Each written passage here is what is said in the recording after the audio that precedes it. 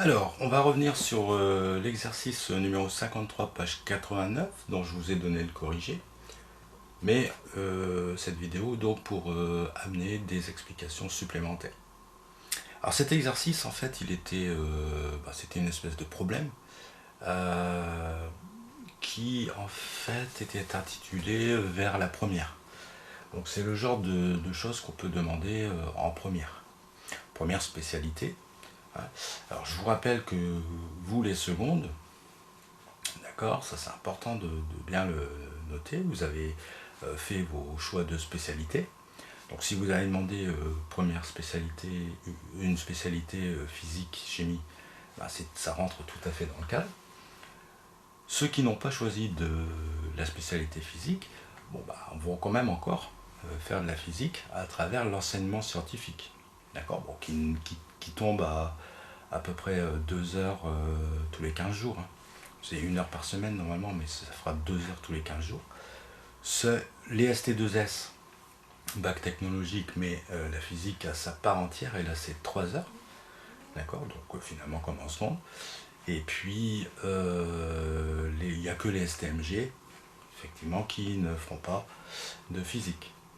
Donc en fait, tout le monde devrait encore s'intéresser. On nous donnait 3 documents que j'ai reproduits ici, globalement, qui étaient importants. Il y a le document 1, il nous donnait une molécule. Alors, cette molécule, c'est ce qu'on appelle la formule développée. On développe toutes les liaisons. Voilà, de l'acétate de l'inalyl. Voilà. Le document 2, on donnait des schémas de Lewis, d'accord, de différentes molécules. Donc ici l'eau, ici vous avez l'éthanol, vous avez l'acide éthanoïque, vous avez le dioxygène, vous avez l'éthène et l'éthine. On vous expliquait à quoi ça servait, etc. Document 3, dans le document 3, on vous explique certaines molécules à quoi elles servent. Alors, il nous donne l'éthanol dans le document 3, puis il nous explique où est-ce qu'on en trouve, à quoi ça sert, etc. L'acide éthanoïque, l'éthène et l'éthine. Bon, l'éthanol, en fait, c'est l'alcool des boissons, c'est l'alcool de pharmacie. L'acide éthanoïque, vous le connaissez, c'est le vinaigre. L'éthène, alors lui, il sert notamment à faire mûrir les fruits. Hein. Donc au passage, petit truc, si vous voulez faire mûrir d'autres fruits, il faut mettre des pots de banane. Pots de banane, ça accélère, d'accord, le mûrissement. La pomme aussi. Mettez une pomme dans une corbeille de fruits, les fruits vont mûrir plus vite. À cause de l'éthène que ces fruits libèrent. Enfin, certains fruits. L'éthine, son petit nom, c'est un autre nom, les bricoleurs peut-être le connaissent sous l'autre nom, c'est l'acétylène. Avec l'éthine, donc l'acétylène, on peut faire de la soudure carrément dans l'eau. Alors, il y avait 3 parties. Il y avait une partie analyse des schémas de Lewis. Alors, petit a, déterminer le point commun à tous les atomes d'hydrogène dans l'ensemble des schémas de Lewis proposés ici. Alors, vous avez trouvé, hein, j'ai regardé un petit peu, voilà, l'hydrogène, en fait, il n'a toujours qu'une seule liaison. Voilà. Vous pouvez chercher partout, l'hydrogène est toujours lié une seule fois, il a toujours autour de lui qu'une seule liaison. Est-il raisonnable de penser que ce point commun est généralisable à l'ensemble des schémas de Lewis faisant intervenir l'atome d'hydrogène? C'est vrai que dans tous ces schémas ici, H n'a qu'une liaison, mais en réalité c'est généralisable, on le sait bien, on l'a dit tout à l'heure dans les corrections des autres exercices. L'hydrogène, il n'a qu'un électron de valence, donc son rêve c'est d'en avoir 2. Donc il va juste se lier une fois, et son rêve sera accompli. Donc c'est tout à fait généralisable. Petit b, citer des espèces chimiques du document 3 contenant l'élément oxygène. Alors là, il faut faire la liaison entre le document 3, d'accord, et chercher dans les documents. Alors, l'éthanol, il est ici, d'accord. Donc la question c'est, est-ce qu'il a de l'oxygène, hein, c'est ça, oui. Bah oui, il a de l'oxygène, donc l'éthanol fait partie de la liste. L'acide éthanoïque, il est ici, oui, il contient de l'oxygène. L'éthène, il est là, lui il ne contient pas d'oxygène, et l'éthine n'en contient pas non plus. Donc vous voyez, c'était fait pas compliqué. Voilà. Bon, voilà comment on se débrouillait avec les documents. Peut-être que certains d'entre vous ont simplement tapé sur Google, c'est ridicule. Hein, il y avait le document. Voilà, petit c. Non, citer les espèces chimiques, on est toujours au petit b, pardon. Citer les espèces chimiques dont le schéma de Lewis fait apparaître un ou plusieurs atomes d'oxygène, d'accord, entourés de 2 doublés liants et de 2 doublés non liants. Alors, il doit y avoir 2 doublés liants et 2 doublés non liants. Alors, ici, oui, l'eau. L'eau, oui. Puisque l'eau, 2 doublés non liants, 2 doublés liants. Ici, dans l'éthanol, oui. L'oxygène, il y a 2 doublés non liants, 2 doublés liants. Pour l'acide acétique, l'acide éthanoïque, mais on peut l'appeler aussi acide acétique, c'est vrai aussi 2 doublés non liants, 2 doublés liants, et c'est vrai aussi pour celui-là. Pour le dioxygène, bah oui, c'est vrai encore. 2 doublés non liants et 2 doublés liants.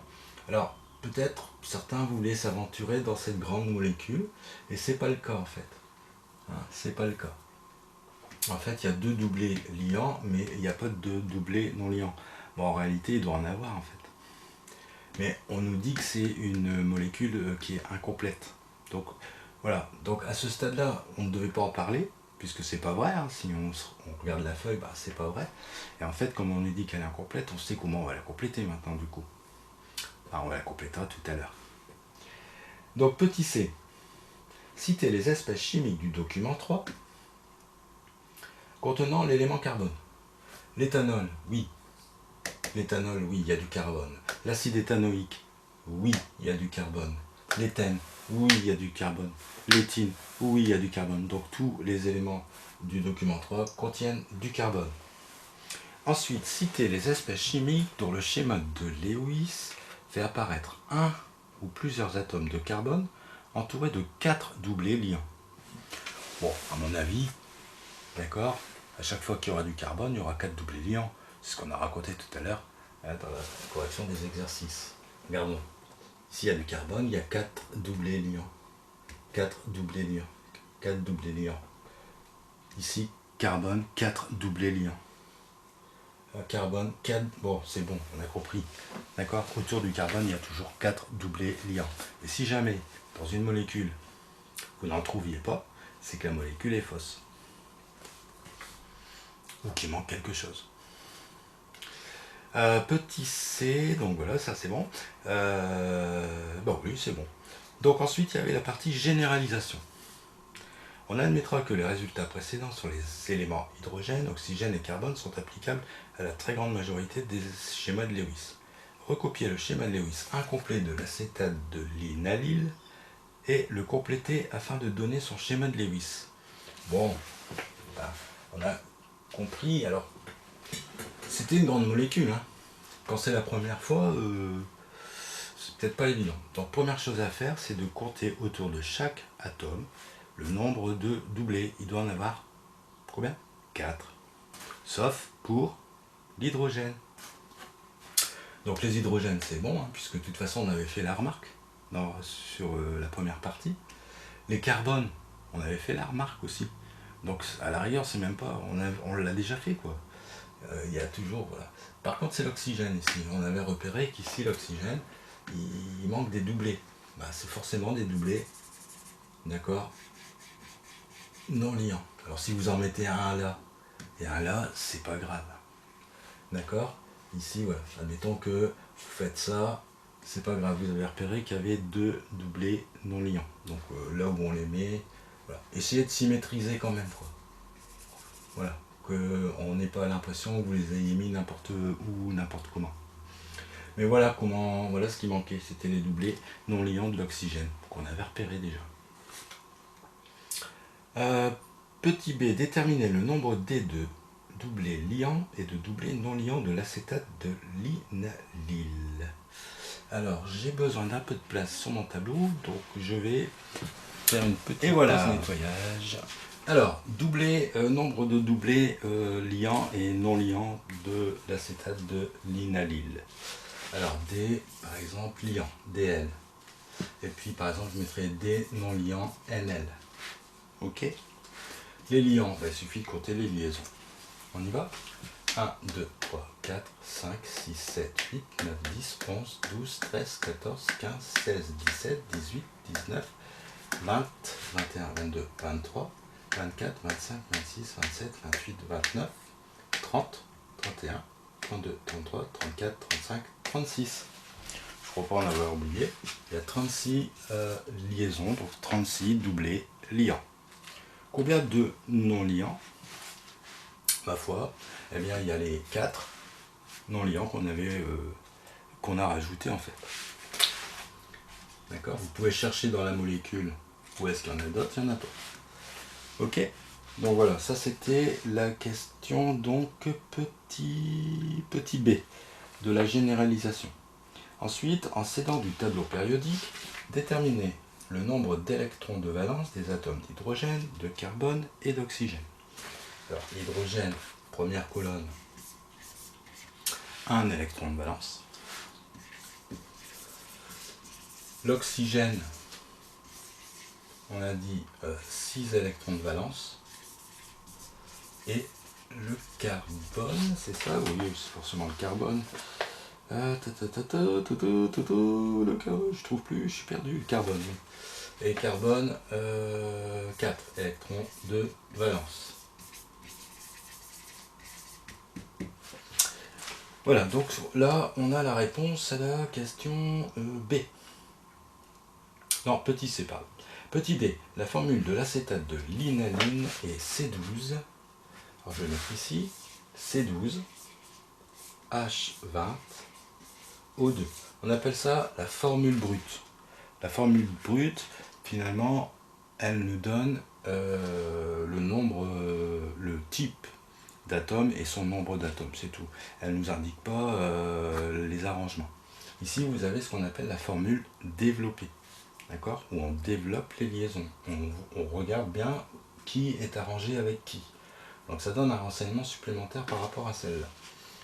Alors ça veut dire qu'il y a 12 carbones, vous pouvez les compter, mais il y a 1, 2, 3, 4, 5, 6, 7, 8, 9, 10, 11, 12. Il y a bien 12 carbones. Pour compter les H, vous en trouverez 20. Et des oxygènes, il y en a 2 là. Ok, donc voilà comment ça marche. Formule brute, formule développée. Au passage. Calculer son nombre total NV d'électrons de valence. Bon, alors, son nombre total d'électrons de valence. Eh bien, vous avez 12 carbones. 12 carbones. Et chaque carbone a 6 électrons de valence. 12 fois 6. Plus 20 hydrogènes. Chaque hydrogène a 1 électron de valence. 20 fois 1. Plus 2 oxygènes. Chaque oxygène a 4 électrons de valence. Voilà. Ok. Donc si on fait ça, je crois qu'on trouvait 80, il me semble. Je sais plus. Bon, allez, 80. Si c'est pas ça, ben tant pis. Mais je crois que c'est 80.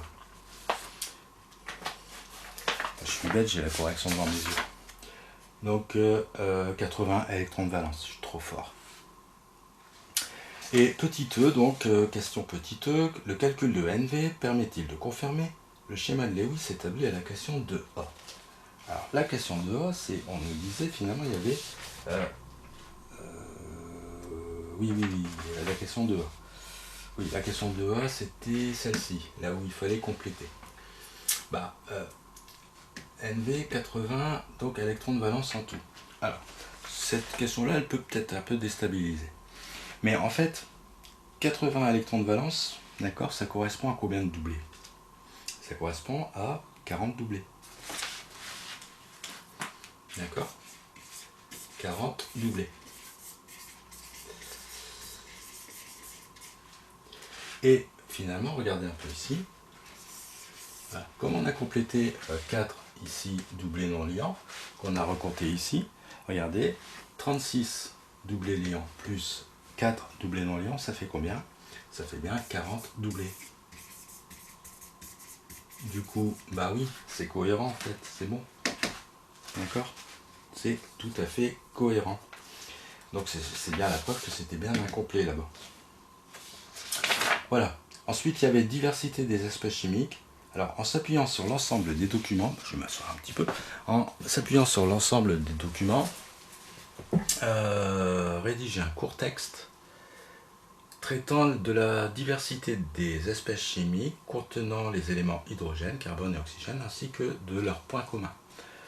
Ok, alors ça, j'ai pas toujours vu un petit texte rédigé. Bon, alors, ceux qui l'ont fait, l'ont bien fait. Puis à mon avis, ceux qui l'ont pas fait, c'est qu'ils n'étaient pas sûrs, ou voilà, dès qu'il y a du français, bon. Alors, il faut quand même essayer d'un petit peu de rédiger. Hein. Non, il ne s'agit pas de faire une rédaction, hein. Il s'agit de dire l'essentiel, de dégager l'essentiel. Donc moi j'ai proposé, parce que c'est pas le corrigé unique. Hein. Chaque texte, du moment que le texte raconte quelque chose de vrai, d'accord, qu'on ne peut pas mettre en défaut et qui n'oublie rien, c'est bon. Hein. Mis à part les fautes d'orthographe, de grammaire qu'on peut faire, qu'il faut éviter de faire. Alors, voilà, mon petit texte, c'est diverses espèces chimiques sont constituées de molécules contenant des atomes de carbone, d'hydrogène et d'oxygène. Les proportions peuvent changer, d'accord, mais les arrangements entre les atomes obéissent à des règles. Un atome d'hydrogène est entouré d'un seul doublé liant. L'oxygène, lui, de 2 doublés liants et de 2 doublés non liants. Et le carbone, tandis que le carbone se voit entouré de 4 doublés liants. Ces règles découlent de la configuration électronique de chaque atome et de la recherche de stabilité pour chacun d'eux. Voilà, donc j'espère que ça vous a aidé, éclairé, hein, même si vous aviez rendu quelque chose de correct. Ah bah oui, j'avais pas pensé. Voilà. Donc c'est le but de cette correction d'exercice.